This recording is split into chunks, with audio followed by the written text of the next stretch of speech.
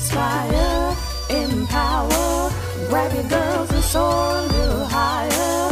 Unlock the fire in you, 'cause real women don't bitch. No, real women don't. Real women don't. Real women don't. Real women don't. Real women don't. Real women don't. Real women don't. Real women don't bitch. Hey, thank you for joining me on the Real Women Don't Bitch podcast. This is your proud host, August Crenshaw, aka Mrs. Raw, Real, and Relentless. I am the #1 advanced mental conditioning specialist for entrepreneurs because building mental muscle is necessary in order to implement successful business strategies. This show has been created for the woman who is not excuse driven and needs help building a profitable business. I will be interviewing women from various fields who are willing to break the silence on struggles that specifically affect female entrepreneurs. Welcome to a show where I and guest speakers from time to time share our methods that help us beast our business no matter what is going on in our lives. Whether you are an online or brick and mortar business owner, this show is for you. We will hit every angle, personal, professional, and spiritual. Why? Because on any given day, you get hit with shit from a scenario involving one, more, or perhaps all of the above. It all impacts you and your mindset towards your business. I have made it my personal mission to provide a space where we dive deep into the BS we face on a day-to-day basis. Hey, ladies. This episode is about telling on the fellas. Okay, so the podcast is called Real Women Don't Bitch. And if you've ever checked the tagline, you will see it says they get shit done. And I'm always on this podcast talking about the difference between men and women, how we do business, or I'm emphasizing things that are targeted directly at women. But I want you all to have a woosah just for 2 seconds. I want to tell you what happened to me with this man in the mall that was selling t-shirts. I went to the mall, about a week ago. I was looking for someone to design some new t-shirts for me that say, my raw, real, relentless thing. And I saw this store and I'm like, oh man, there's some really dope t-shirts in here. Let's see what this guy is working with. And, because it's in the mall, I expect it, honestly, to be pricey because of all of the overhead. This isn't somebody that has equipment and stuff in their house that may be charging less, because that's typically what happens. As a matter of fact, I know someone who charges almost nothing for their shirts, but that's neither here nor there. Anyway, I go in there and I'm looking at the quality of the work and I'm already impressed. I just need to know if they can make something along the lines of what I want. I show them a picture of what I want on there. Hey, how much is this going to cost? And he starts rattling off prices. And the first price that he throws out there is $30. My next question, because I want to get these for people or potentially have them on special order, was how does it work when you want to do bulk orders?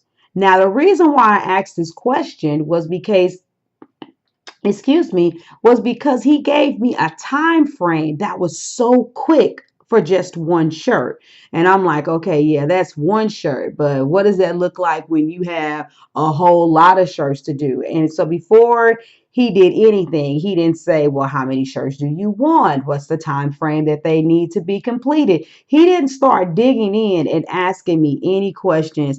He was like, bulk order discount start at 12 shirts. But if you just order 8 or 9, I still take care of you. And coaching is in my veins. I can't ignore it. I literally just looked at him and said, oh, okay, that's great. And since I asked him a couple questions about font or whatever, he was like, yeah, if you could find out the font, it would make things easier. I was like, yeah, well, I'll do that. And I got to get the picture. I'll email it to you and then I'll be back. And I honestly do plan on going back this weekend, but that's not the point.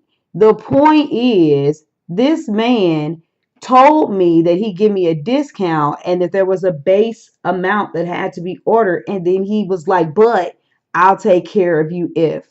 Now, you guys already know. If I would have been working with a client, I would have been like, okay, what's going on? So I guess you haven't had any sales today. It's been empty up in here. So you already ready to negotiate down. You still got to pay for this vinyl, this overhead, these t-shirts and all of this stuff. So how often do you dip into your profit just to say you got a sale? And so my question to you is, how many of you guys do that? Where is your confidence when it comes to charging? What's the point of identifying your value, setting a rate, and then in identifying that value? We've already talked about that. That comes from a lot of places, just what it takes for you to be able to do business in the first place. It's in regards to the transformation that's provided to the person. What is the value for that person? What are they walking away with? When you set a price, the price is the price. And the last thing that you guys should be doing is waffling in your prices based on the outcomes and the experiences that you're having on a day-to-day basis. And the thing about it is, honestly, where's the integrity in that? Somebody's not going to come to me and I'm going to be like, oh, yeah, I charge this much a month for coaching, but I'll cut you a break. I mean, like, really think about this. What if somebody did something as great as, sold their vehicle to be able to afford coaching? I know people who've done garage sales and sold almost everything that is in their homes, people that have maxed out credit cards.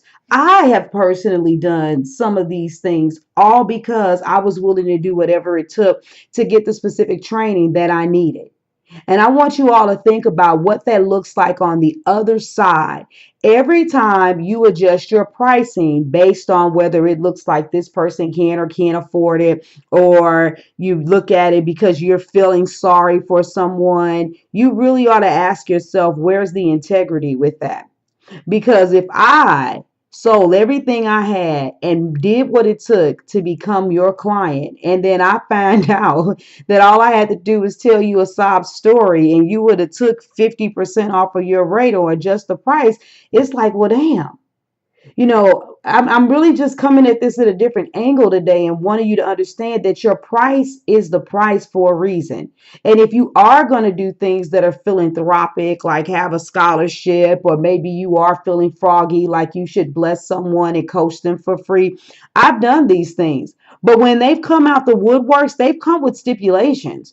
When I hosted my summits, I was like, hey, the person who participates the most and shares this much, they're going to be the ones who could win any of these prizes. And one of those prizes has been to get coaching for a specific period of time for me, either for a drastically reduced rate or for free. But I don't run around doing that. Think about it. If you were to go into a store right now and buy a shirt, and then you had to go back into that store because you realized you needed something else, and you saw that same shirt was on sale the next day, even though that's a promotional price, most people will say, okay, well, what's your policy? If I still have my receipt and it's within 30 days, will you honor the difference? And I'm saying this because that's something I used to do back in the day. And I know that a lot of stores, they usually have that 30-day, policy. If you see something on sale within 30 days of purchasing it, they'll still honor that sales price. But notice that it was a promotional period. Notice it was a sale price. It's not something when before you barely have a conversation because you already think you know the way a conversation is going to go. Let me make adjustments in what I charge. Energetically, when you put that stuff out there, you're asking to have up and down sales. You're asking to have up and down moments. You have to have the confidence to let the price be the price, because here's the other thing. When you start coming at people and saying, hey, this is a once in a lifetime offer, this is the only time I'm doing this, or I'm discounting it at this much, and you get known for going up and down with your prices, people will literally put you under pressure. Even if they're not saying it out loud, subconsciously, you got to realize there's a lot of stuff that goes on in the mind of people. And if that's the reputation that you have, that they see that your prices have a tendency to dwindle, then people are going to capitalize on that. I watched a coach that I actually respect a whole lot do something like this. They had a program that was, upward closer to 20K, and they started writing this post about justifying alignment and stuff like that. And then they like reduced the product down to $11,000 and said that they did this because they weren't in alignment with what they were charging. And then they were bragging because they finally got a lot of people to sign up. And it's not about me really psychoanalyzing that individual, but when I really go back and I look at everything that I see them do, they do that on a regular basis. They will do something like, okay, well, the payment plans were for this long, and then they'll stretch out the payment plans, and they'll even extend the payment plans beyond the date of when the course is actually finished. And then they'll put a post where they're going off on people if they don't pay on time. And it's like, okay, but why are you putting yourself in a position to be frustrated, to be energetically upset? When you keep cutting right there, that's showing that there is a value issue within. There's a self-worth issue within. Because as we move up the scale as coaches, if there's one thing that we know, it's about putting it on the line. Price is the differentiator, and whether or not your client is going to need hand holding. Price is the differentiator of whether or not you're going to enjoy a client versus they're going to get on your damn nerves complaining on a consistent basis. There's a difference between having a low entry program, a lesser entry, program just to evaluate an individual to see whether or not you would even want to have them make that level of commitment, whether they would be an annoyance or not. But I'm talking about before that bridge is even crossed and soliciting to strangers and doing things like that. So the question you have to ask yourself is, do I waver in my prices? Do I change it? Because when people start telling sob stories, I accept it. Because on the other side of that, it's going to happen one time too many. And you're going to see that same person that told you what they couldn't afford. You're going to reduce your rate, do a lot of work for them, and then you're going to see them or listen to them brag about trips that they're taking, seeing them out at dinner with big old juicy steaks in front of their face, looking at their latest hairstyle where they got the most expensive, Malaysian weave or something of that sort. And it's going to piss you off because you're going to see that they had money in the first place. The bottom line is when people want something, they really do make a way. If the value is there, if the transformation is there, if the customer service is there, when the results are there and people know that that's where they got to go get it, they will make hell freeze over in order to accomplish it.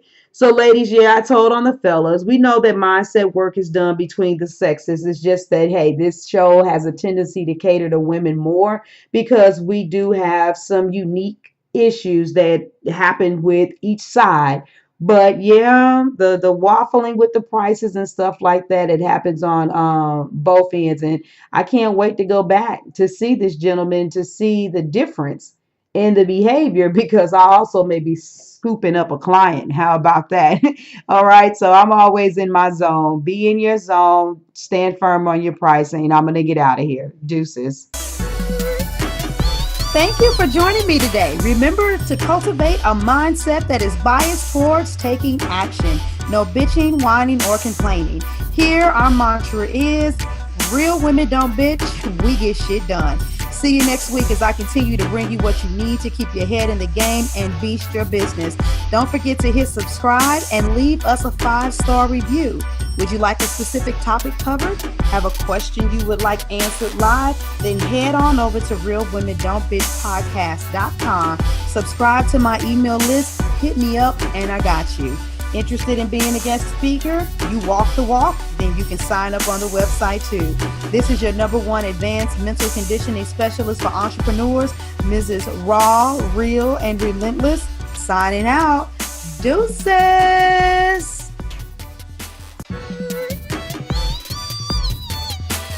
Inspire, empower, grab your girls and soar a little higher. Unlock the fire in you, 'cause real